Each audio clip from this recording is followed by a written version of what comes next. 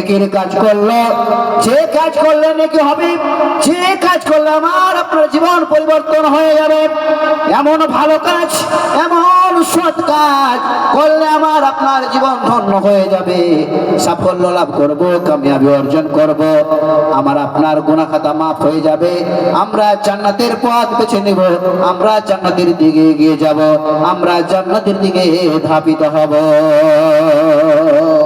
এমন নেকির কাজ যারা কি করলো, সৎ আমল করলো, ভালো আমল করলো, নেক আমল করলো, ভালো আমল করে মহান সুরুষটাকে খুশি রাখলো, মহান সুরুষটাকে খুশি রাখলো, রাজি রাখলো, মহান সুরুষটা কি হয়ে যান, সন্তুষ্ট হয়ে যান। এমন সৎ আমল, এমন ভালো আমল, এমন সুন্দর আমল, আল্লাহ পাক রব্বুল আলামিনের পছন্দনীয় আমল করে আল্লাহকে খুশি করা হলো।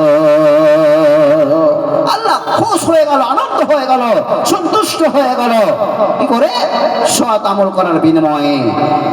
সৎ আমল করলো যারা, ভালো আমল করলো যারা, তারপরে কি করলো?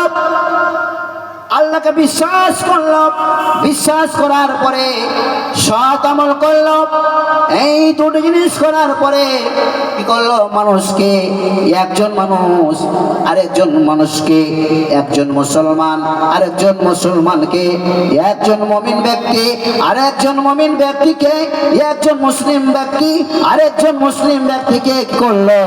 হকের বার্তা দিল, হক কথা বলল, সৎ কথা বলল, ন্যায্য কথা বলল, নেকির কথা বলল, নেকির উপদেশ দিল, মানুষকে দিনের দিকে আপ্যায়ন করলো, মানুষকে দিনের পথে নিয়ে আসলো।